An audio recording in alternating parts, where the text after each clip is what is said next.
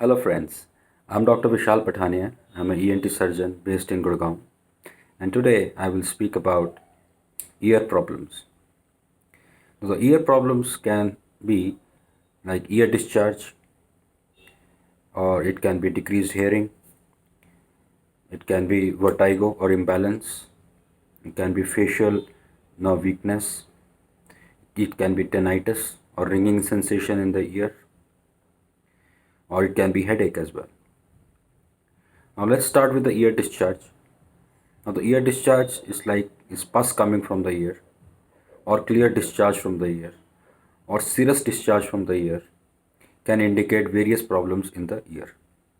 Either it can be in the external ear, can be allergic, can be infectious like bacterial, viral, or fungal, or there can be a hole in the eardrum, a perforation of the eardrum caused by recurrent nasal problems or by some kind of trauma to the ear, or there can be some middle ear problems like dislocation of the ossicles or disease in the middle ear like cholesteatoma, which is a bone eroding disease which can destroy the surrounding ear structures and also go into the brain or affect the facial nerve function.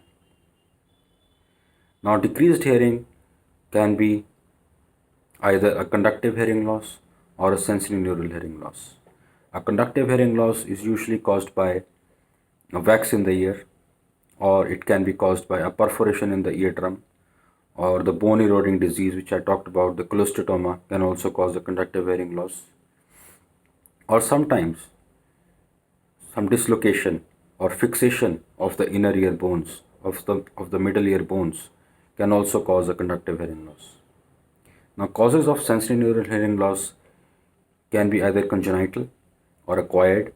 The congenital ones are basically the children who are born deaf. For them, the treatment is a cochlear implant. If the hearing loss cannot be reversed by a hearing aid, then we do a cochlear implant in them as early as possible so as to avoid speech difficulties. Now, the acquired ones are caused by usually the drugs usage like aminoglycosides, diuretic, antihypertensives, then streptomycin. Some of the anti-tubercular drugs can also cause hearing loss. Any kind of trauma to the ear, like a blast, bump blast, can also cause a nerve loss, or sometimes idiopathic, for which the reason is unknown, like uncontrolled hypertension, diabetes mellitus, or some viral infection in the ear can also cause hearing loss. So the treatment depends upon the pathology and it should not be neglected to a point where the treatment cannot give good results. The other symptom of ear problems can be vertigo.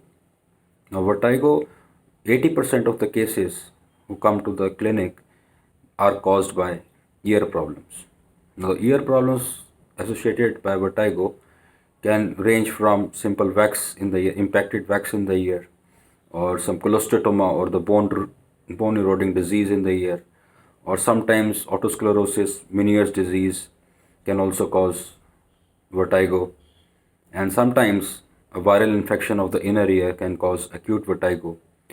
The vertigo of ear is usually associated with nausea and vomiting, and any kind of movement will aggravate it.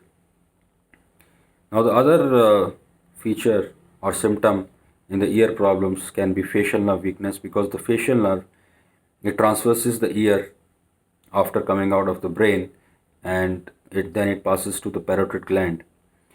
So any disease in the ear can also potentially affect the facial nerve and also affect the muscles of the same side of the face. If there is a facial nerve problem, then you should consult an ENT surgeon to find out the root cause. Most cases are Bell's palsy, which is caused by some ischemia or viral infection of the facial nerve. Some cases can be caused by tumors or bone eroding disease in the ear.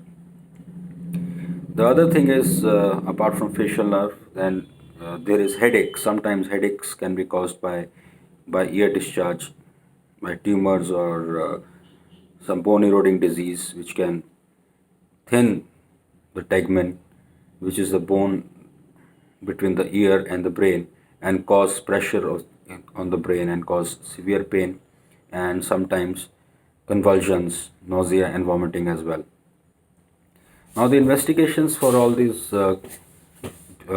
problems, it depends upon the severity and the frequency of the problems. If the problems are acute, generally the OPD procedure examination is sufficient, and some audiogram is required, which is a hearing test.